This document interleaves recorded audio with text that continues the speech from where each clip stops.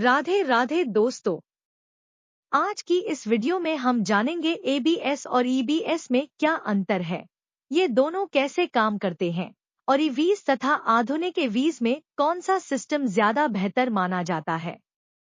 अगर आप electric bus, car या कमर्शियल व्हीकल्स के बारे में सीखना चाहते हैं, तो इस वीडियो को आखिर तक जरूर देखें। सबसे पहले बात करते हैं एबीएस यानी एंटी लॉक ब्रेकिंग सिस्टम की। यह एक सुरक्षा प्रणाली है जो ब्रेक लगाने के समय पहियों को लॉक होने से रोकती है और वाहन को नियंत्रण में बनाए रखती है। यह सिस्टम हर पहिए की स्पीड को सेंसर से लगातार मॉनिटर करता है और जरूरत पड़ने पर ब्रेक प्रेशर को कम या ज्यादा करता है। अब बात करते हैं ईबीएस यानी इलेक्ट्रॉनिक ब्रेकिंग सिस्टम की।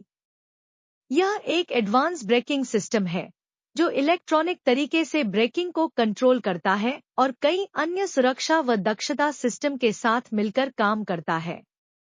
इसका ईसीयू सभी व्हील्स के ब्रेक प्रेशर को कंट्रोल करता है और दूसरे सिस्टम के साथ इंटीग्रेट रहता है। अगर दोनों के मुख्य अंतर की बात करें तो एबीएस हाइड्रोलिक कंट्रोल पर आधारित है, जबकि ईबीएस इलेक्ट्रॉनिक कंट्रोल पर काम करता है।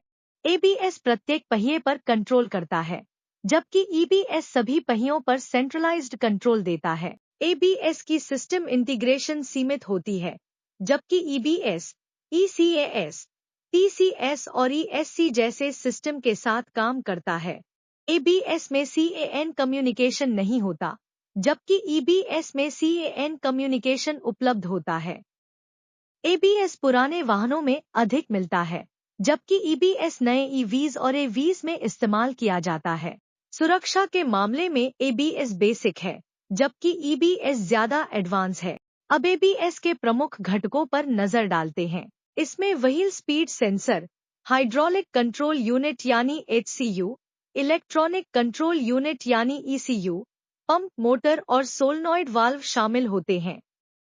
वहीं ईबीएस के प्रमुख घटकों में wheel speed sensor, EBS ECU, modulator यानी brake pressure control, air pressure sensor, CAN communication network और पावर सप्लाई यूनिट शामिल होती है।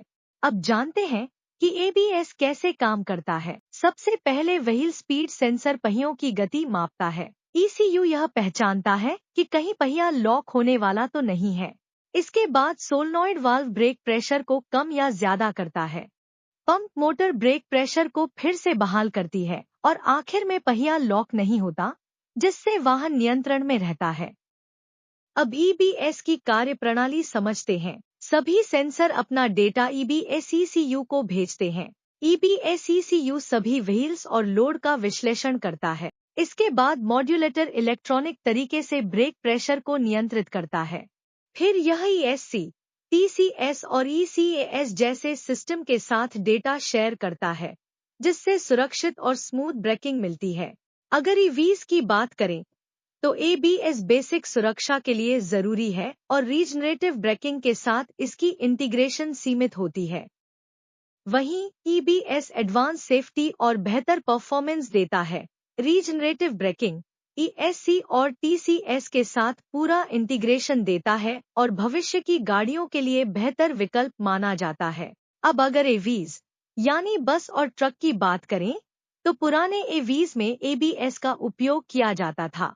इसमें कंट्रोल और फंक्शन सीमित होते हैं, इसलिए हाई स्पीड और भारी लोड की स्थिति में इसका प्रभाव थोड़ा कम हो जाता है। वहीं ईबीएस आज के आधुनिक एवीज जैसे बस और ट्रक में एक स्टैंडर्ड सिस्टम बन चुका है। यह हाई स्पीड, हेवी लोड और मल्टी एक्सल वाहनों के लिए ज्यादा उपयुक्त है और वाहन को बेहतर स्टेबिलिटी के साथ अधिक सुरक्षा भी प्रदान करता है।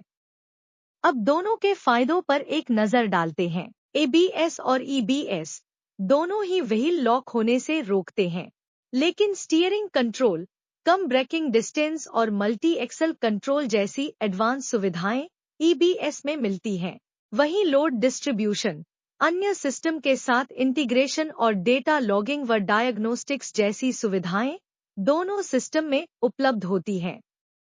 कुल मिलाकर सुरक्षा, परफॉर्मेंस, कंट्रोल और इंटीग्रेशन के मामले में EBS ज्यादा एडवांस तकनीक साबित होता है।